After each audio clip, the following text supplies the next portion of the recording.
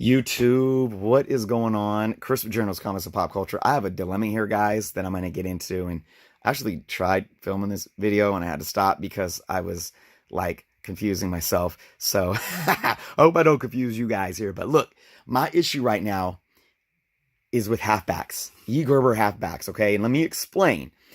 Well, first off, this is one area that, yes, as a collector, I've never ventured down before. I've never purchased halfbacks or used halfbacks until now. I just got my order in from Gerber. Okay.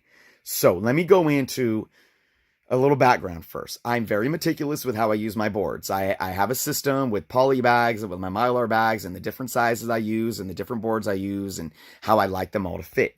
So obviously I've been using more Mylars lately. And I've been using the certain size Mylar for my Silver Age book, certain size Mylar for my modern, age books.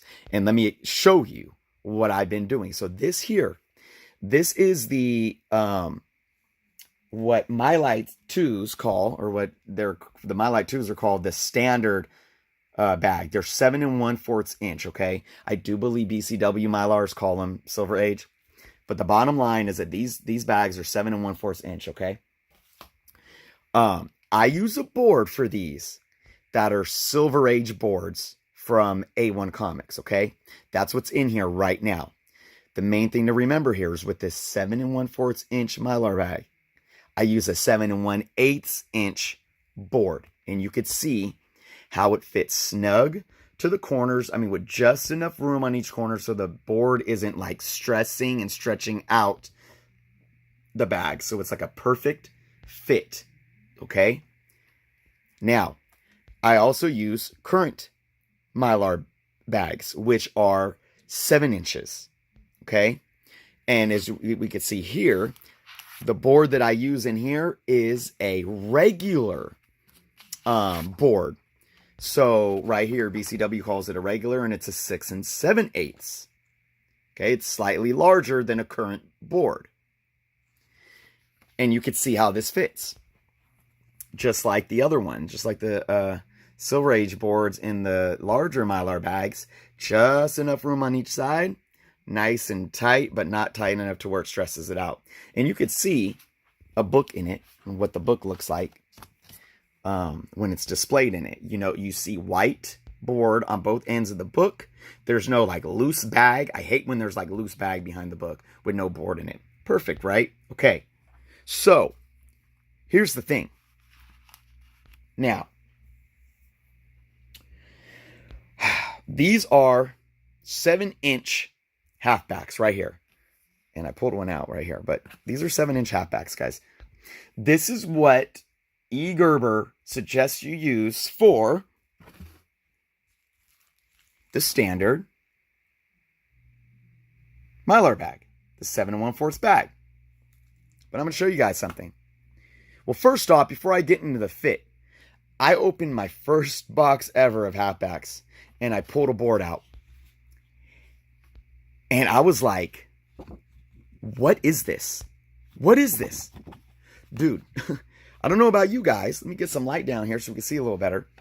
This board is so thin, and it reminds me, even the texture, okay, it's not smooth. So you know how standard boards have one side that's like smooth, like glossed?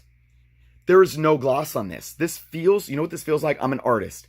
This feels like a thick sketch pad. Like 100-pound, 100-weight sketch pad. It's barely cardboard to me. And it's not smooth. So let's go here. And this is the board that I use for the Silver Age books in my 7 1/4 Mylar. This is the board that I get from A1. And I already thought that these boards were flimsy. But let me show you. If you can see, it's got the smooth gloss side. You can kind of see the gloss in the light. And it's got the matte side, right? But look at this. If you guys can even see in video. Even this board that's flimsy, in my opinion, I'll show you why I think that, is still thicker and more durable than this halfback. Not by too much, but by a little bit. But check this out. We're going to look at the BCW regular boards. And I have one loose right here.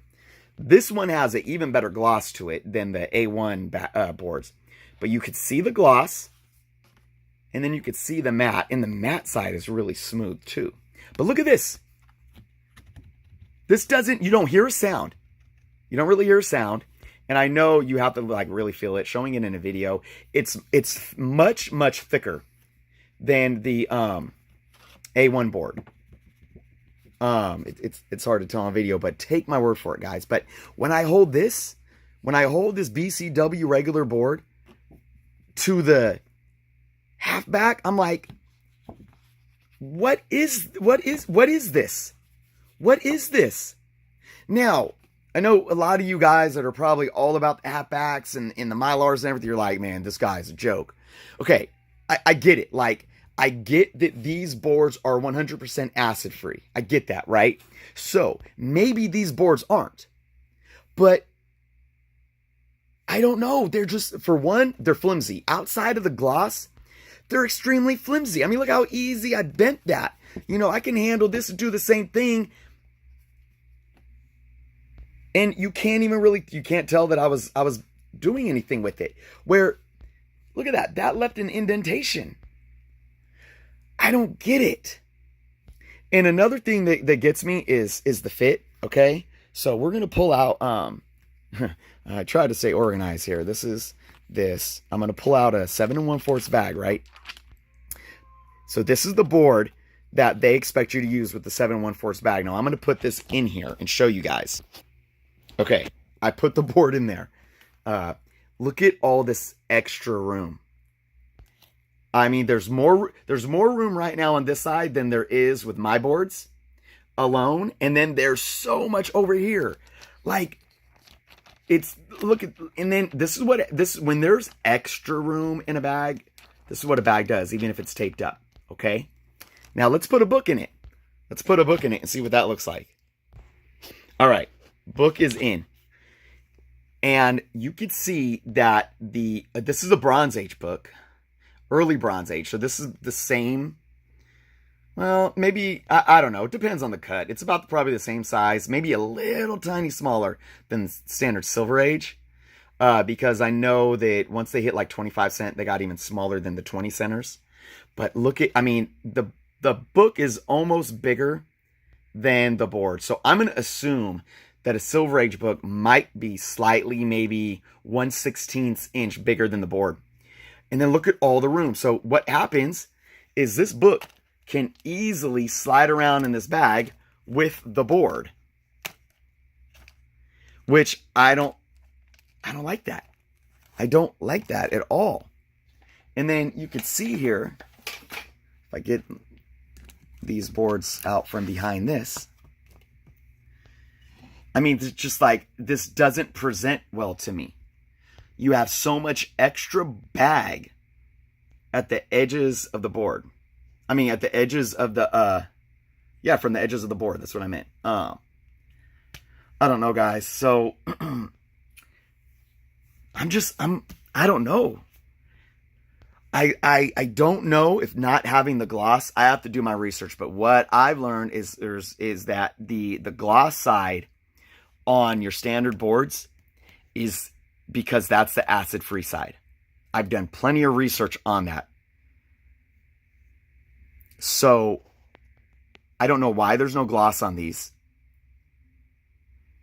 And from me hearing people talk about halfbacks and fullbacks, is that halfbacks are supposed to be one-sided gloss and the fullbacks are supposed to be two-sided gloss on both sides, and that they're supposed to be thick. I'm thinking that these are going to be the thickest, most durable boards because of how expensive they are and how, they're the best. But yet they're flimsier than the regular boards you buy from the store. I don't get it. Now, one good thing is that you could call Gerber and have them cut boards to a specific size. So I can actually have them cut a 7 1/8 board that'll fit just like the A1 comic boards fit nice in there. Those are going to be more money, of course, but that can be done. But I don't know, guys. Like, give me some feedback here. This is where I am not a YouTuber trying to share knowledge. This is me being a collector that is in a lack of knowledge here and needs feedback. So any kind of feedback would be appreciated, because I don't get it. And I'm going to go online tonight, even though I have a whole bunch of homework. Like, this is bothering me. And I want to go research, go watch some YouTube videos, try to research more about halfbacks, because I'm not liking this at all. Like I said, this is like, it reminds me of a thick sketch pad paper. Guys, what am I going to do? So, all right, guys, I'm going to end it that, because I don't know what else to say. And like I said, you know, am I missing something here?